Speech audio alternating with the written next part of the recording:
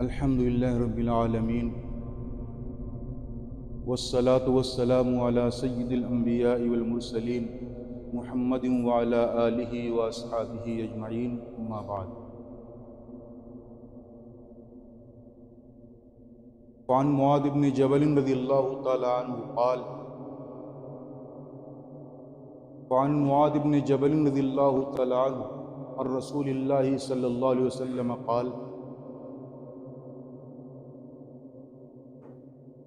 ان اللہ یطلع الی خلقہ لیلۃ النصف من شعبان فیغفر لجمیع الخلق الا مشرک او مشاحن، رواہ البیہقی فی شعب الایمان او کما قال النبی صلی اللہ علیہ وسلم۔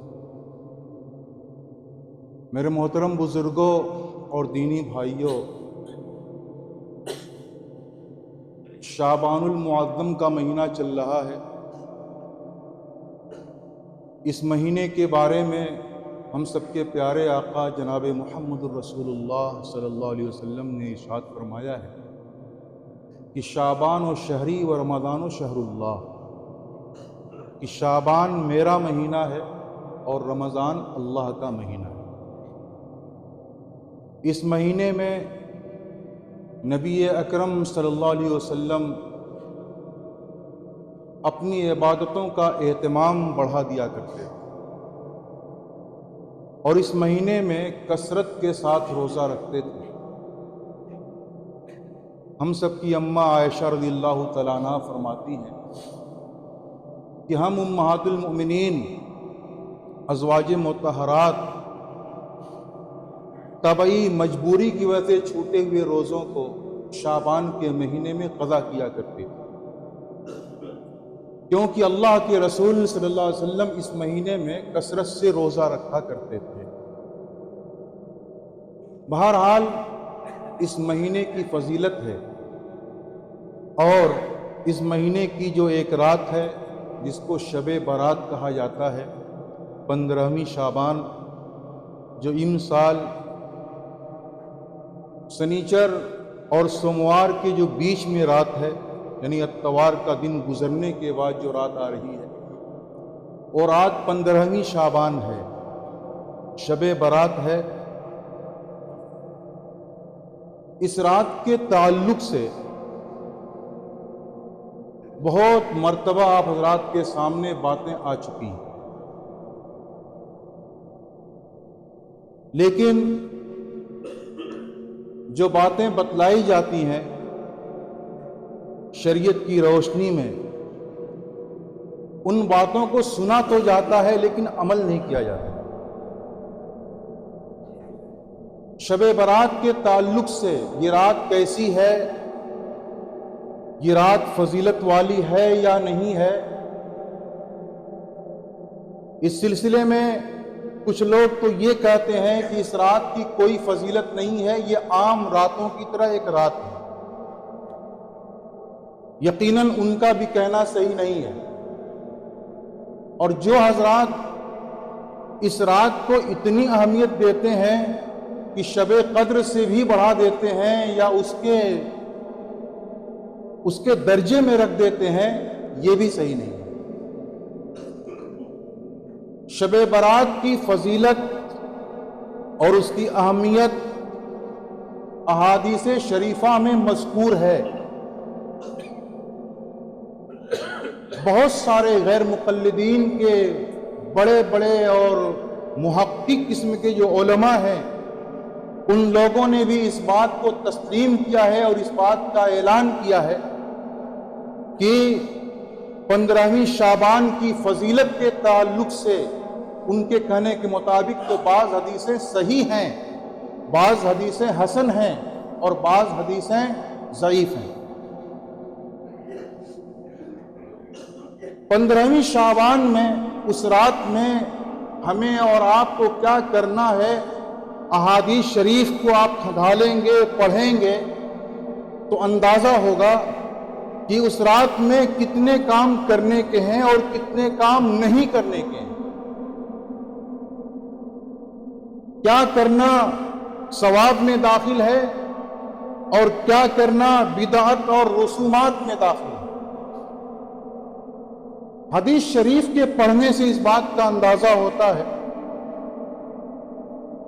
حضرت علی کرم اللہ وجہ سے وہ روایت ہے، وہ روایت تو ضعیف ہے، اس حدیث سے یہ معلوم ہوتا ہے کہ رات میں قیام کرنا ہے۔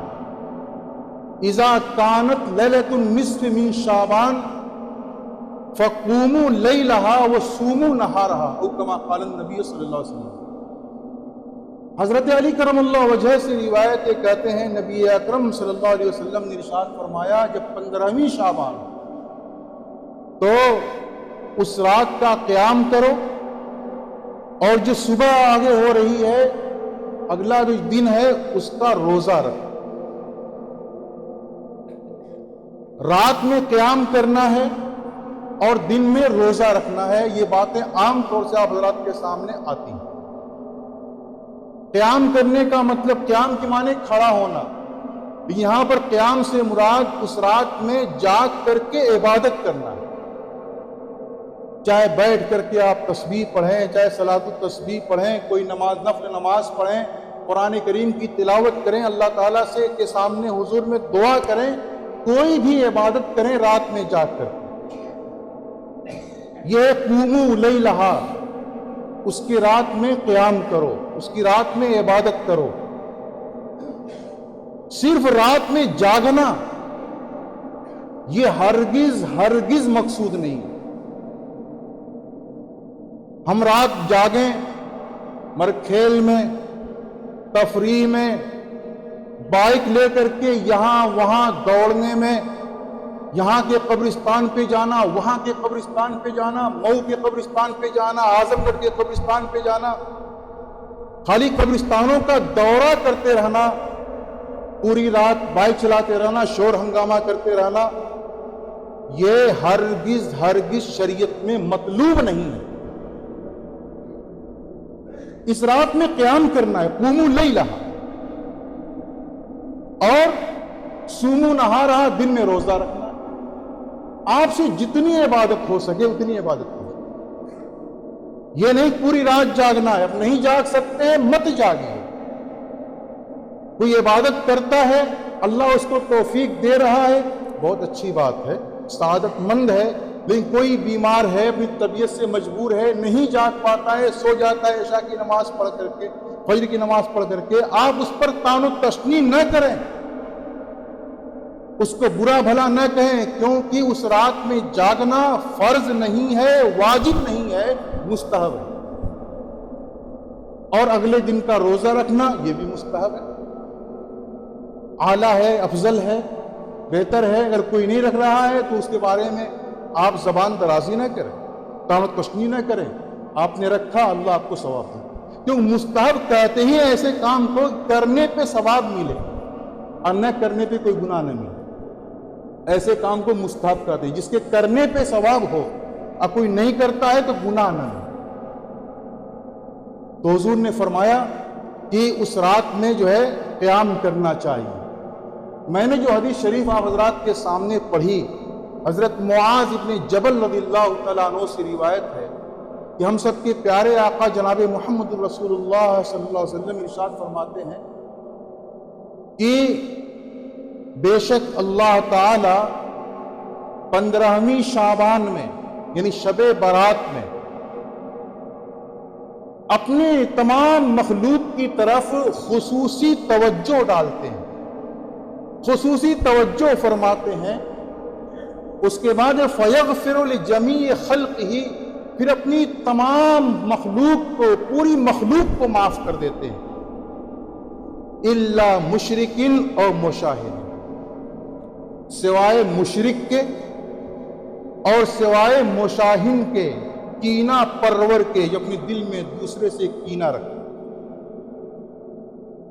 دوسری احادیث کو پڑھیں گے، ان سے بات نکل کر کے آتی ہے کہ 6 قسم کے اور لوگ کل جو ہے حدیث شریف میں جن کا تذکرہ آتا ہے وہ 8 قسم کے لوگ ہیں کہ شب برات میں، ایسی عظیم رات میں سب کی مغفرت ہوتی ہے، لیکن 8 قسم کے لوگوں کی مغفرت نہیں ہوتی، ان کی بخشش نہیں ہوتی۔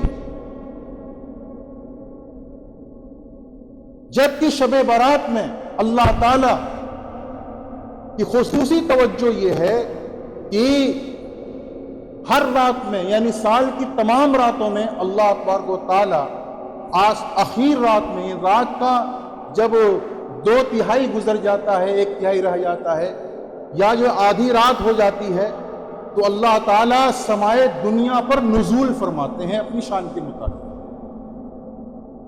اور وہاں سے اعلان ہوتا ہے کہ ہے کوئی سوال کرنے والا، اس کے سوال کو پورا کیا جائے، اس کی حاجت پوری کی جائے، ہے کوئی مغفرت کا طلبگار، اس کی بخشش کی جائے، ہے کوئی دعا کرنے والا، اس کی دعا قبول کی جائے۔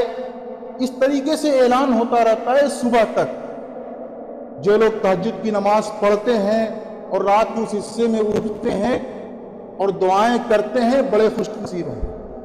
اس وقت اللہ تعالیٰ کا دربار بالکل کھلا رہتا ہے، اللہ تعالیٰ کی طرف سے اعلان ہوتا ہے مانگو، اب جو کچھ مانگنا ہے مانگو۔ یہ چیز شب برات میں مغرب بعد ہی سے شروع ہو جاتی ہے، سورج کے غروب ہوتے ہی اللہ تعالیٰ سمائے دنیا پہ نزول فرماتے ہیں، اور اسی وقت سے اعلان ہوتا ہے کہ ہے کوئی رزق کا طلبگار، رزق مانگنے والا، کہ اس کو رزق دی جائے، ہے کوئی مبتلا مصیبت جس کی مصیبت کو دور کیا جائے، حل من مستغفرین، کیا ہے کوئی بخشش کا طلبگار کہ فاغفرہ، کہ میں اس کی مغفرت کروں، اس کو بخش دوں۔ اس طریقے سے یہ اعلان ہوتا ہے۔ اور اللہ تعالیٰ اس رات میں جو بنو کلب قبیلہ گزرا ہے عرب میں، وہ بکریاں پالنے میں مشہور تھا، اس کے پاس بہت ساری بکریاں تھیں، ہر قبیلے سے زیادہ اس قبیلے میں بکریاں تھیں۔ اللہ کے رسول فرماتے ہیں کہ بنو کلب کی بکریوں کے پیٹھ کے اوپر، جسم پر جو بال ہے، اللہ تعالیٰ اس سے بھی کہیں زیادہ لوگوں کی اس رات میں مغفرت فرماتے ہیں، بخشش فرماتے ہیں۔ سوچیے ایک بکری کے اوپر کتنا بال ہوگا، اور بھی پورے قبیلے جو بکریاں ہیں ان کی پشت پر کتنے بال ہوں گے۔ حضور کہتے ہیں کہ اتنی مقدار میں اللہ تبارک تعالیٰ، یا اس سے بھی زیادہ اللہ تعالیٰ معاف کرتا ہے لوگوں کو۔ بڑی عظیم رات ہے، کہ اس عظیم رات میں، اس بڑی رات میں، خیر و برکت والی رات میں، کچھ لوگ ایسے محروم ہوتے ہیں، ان کی مغفرت نہیں ہوتی، ان کی بخشش نہیں ہوتی۔ ان میں سے میں نے بتایا ایک تو مشرک ہے، شرک کرنے والا، اللہ تعالیٰ کی ذات میں شرک کرنے والا، اللہ تعالیٰ کی صفات میں شرک کرنے والا، جو شریک گردانتا ہے کسی کو بھی، چاہے نبی کو، چاہے ولی کو، چاہے رشی کو، کسی کو بھی اللہ تعالیٰ کی ذات میں، اللہ تعالیٰ کی صفات میں شریک کرتا ہے تو مشرک ہے، اور ایسے مشرک کی ایسی رات میں بھی بخشش نہیں ہوتی۔ اسی طریقے سے جو دل میں کینہ رکھنے والا، ایک مسلمان بھائی سے دل میں کینہ رکھے ہوئے ہے، تو اس کینہ رکھنے والے شخص کی بھی مغفرت نہیں ہوتی، اللہ یہ کہ وہ توبہ کر لے، اس سے مل جائے، جا کر اس سے معافی مانگ لے، پھر اس کے لیے بخشش کا دروازہ کھل جاتا ہے۔ اسی طریقے سے رشتہ ناتا توڑنے والا، بھائی سے بول چال بند، والدین سے بول چال بند، چچا سے بول چال بند، ایسا شخص جو بول چال بند کیے ہوئے ہے، رشتہ کو توڑے ہوئے ہے، ایسے شخص کی بھی ایسی رات میں مغفرت نہیں ہوتی۔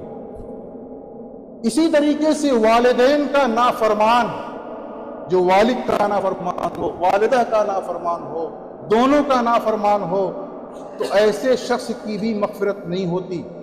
اسی طریقے سے جو شراب پینے کا عادی ہے، مدمن امرن، شراب پینے کا عادی، شراب پیتا ہے، نشے میں دھت رہتا ہے عام طور سے، تو ایسی مغفرت والی رات، ایسی والی رات میں وہ شخص اللہ تعالیٰ کی مغفرت اور رحمت سے محروم رہتا ہے۔ اسی طریقے سے اس شخص کے اوپر بھی اللہ تعالیٰ کی رحمت اور مغفرت نہیں ہوتی جو اپنی لنگی، اپنا پائجامہ، اپنا جبہ، اپنا پینٹ پتلون جو ٹخنوں سے نیچے رکھتا ہے، ٹخنوں کو چھپائے رکھتا ہے۔ دیکھیے مردوں کے لیے ٹخنا کھولنا ضروری ہے اور عورتوں کے لیے ٹخنا چھپانا ضروری ہے، مگر اس فیشن کے اوپر لعنت کہ عورتیں، لڑکیاں اپنا ٹخنا کھول کر کے چلنے لگی اور مرد جو ہے ٹخنا چھپا کے چلے۔ لڑکیاں ٹخنا کھول کر کے چل رہی ہیں، جو فیشن آج کل چلا ہوا ہے، اور ہمارے نوجوان بھائی دوسرے لوگ اس کو بالکل گناہ سمجھتے ہی نہیں۔ اتنا بڑا گناہ ہے کہ ایسی رات میں وہ اللہ تعالیٰ کی طرف سے ہونے والی بخشش اور رحمت اس کی طرف متوجہ نہیں ہوگی۔ بہت بڑا گناہ ہے۔ جو اپنے ازار کو، لنگی کو، پائجامے کو، پینٹ کو، جو بھی پہنتا ہے، جو اوپر سے پہنا جاتا ہے، نیچے جو اتر رہا ہو کپڑا، ہم اوپر سے پہنتے ہیں تو کپڑا جو نیچے اترتا ہے عام طور سے نازل، تو وہ جو ہے ٹخنوں کو چھپائے ہوئے ہے اگر، تو ظاہر سی بات ہے اس کی مغفرت نہیں ہوگی۔ ہاں موزہ آپ نے پہن رکھا، موزہ پہننے سے بھی ٹخنا چھپ جاتا ہے، لیکن یہ اس میں داخل نہیں۔ آپ بیٹھ گئے، اپنے کپڑوں سے ٹخنا چھپ گیا آپ کا، یہ بھی داخل نہیں۔ کھڑے ہونے کی حالت میں جو پائجامہ پہنے ہوئے ہے، جبہ پہنے ہوئے ہے، لنگی پہنے ہوئے ہے، پینٹ پہنے ہوئے ہے، اور اس کا ٹخنا چھپا رہتا ہے، تو وہ اس کے اندر داخل۔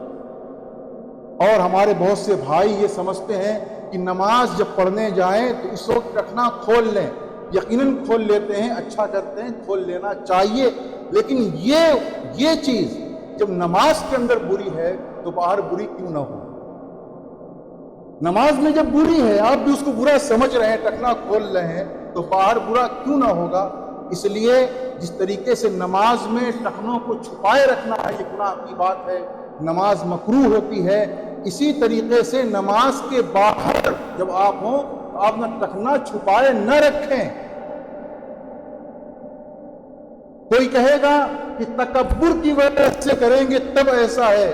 میں کہتا ہوں میرے بھائی، جب آپ کے سامنے قرآن و حدیث کی روشنی میں مسئلہ بتا دیا اور آپ جان گئے، اور آپ اس کو اس لیے نہیں مان رہے ہیں کہ فیشن اس کی اجازت نہیں دے رہا ہے، فیشن کی تو آپ اس کو مان نہیں رہے ہیں، یہ بھی تکبر ہے۔ ابو جہل ایمان لانے سے کیوں کترا رہا تھا کہ لوگ کیا کہیں گے، میری قوم کیا کہے گی؟ ایمان نہیں لایا، رک گیا ایمان لانے سے، تکبر تھا۔ شریعت کی بات سامنے رکھ پھر بھی کسی اور وجہ سے نہ ماننا، اس کو انکار کرنا، نہ ماننا، یہ تکبر ہے۔ بہرحال تو ایسے شخص کی بھی مغفرت نہیں ہوتی۔ اس لیے میرے بھائیوں، ضرورت اس بات کی ہے کہ اس رات کے آنے سے پہلے اگر ہم اپنے والدین کو ناراض کر رکھے ہیں، ان کو راضی کر لیں، رشتہ ناتا توڑ رکھے ہیں، بول چال بند کیے ہوئے ہیں، بول چال شروع کر دیں۔ شراب پینے کے عادی ہیں، توبہ کر لیں۔ پائجامہ اور لنگی ٹخنوں سے نیچے رہتی ہے، توبہ کریں، اوپر رکھیں۔ انشاءاللہ العزیز 15ویں شعبان جب آئے گی، اللہ کی خصوصی رحمت متوجہ ہوگی، جہاں پہ اللہ تعالیٰ کی رحمت دھواں دار برسے گی، آپ اس میں نہائیں گے، ورنہ اس کی چھینٹیں بھی آپ کے اوپر نہیں پڑیں گی، اللہ چھاڑ دے گا، الگ کر دے گا۔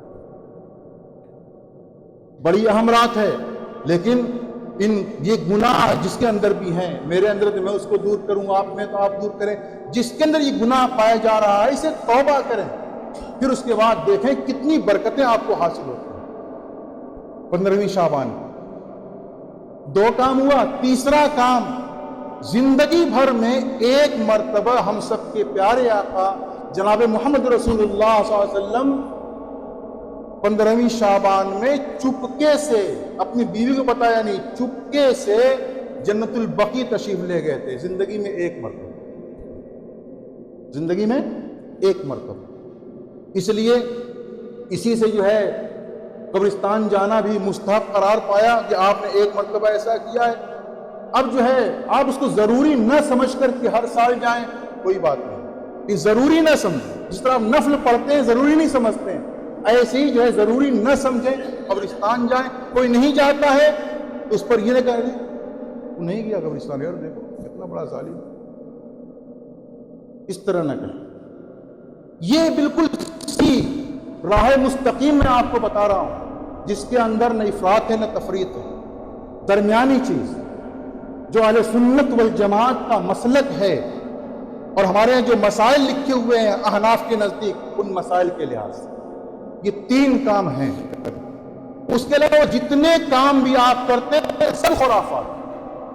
کچھ لوگ تو اس رات کو تہوار کی رات مناتے ہیں، اچھے اچھے پکوان پکاتے ہیں۔ میرے بھائیو، مسلمانوں کا کوئی تہوار رات کا نہیں ہے۔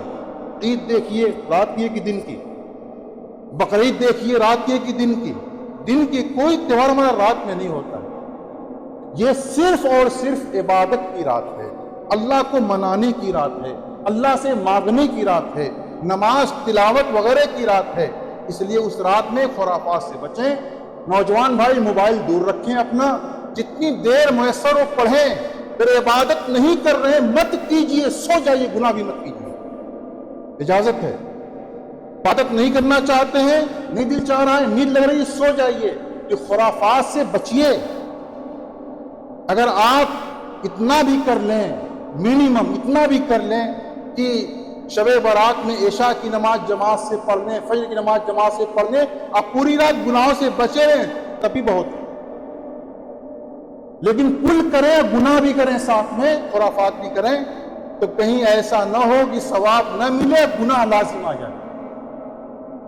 ہمارے بہت سے لوگ اس رات میں پٹاخے چھوڑتے ہیں، پٹاخے داغتے ہیں، اپنے روپے میں اپنے ہاتھ سے آگ لگاتے ہیں۔ نعمت کی زبردست ناقدری ہے اور یہ فضول خرچی ہے، اور ایسے لوگ اس منبر کے پاس سے کہتا ہوں وہ شیطان کے بھائی ہیں۔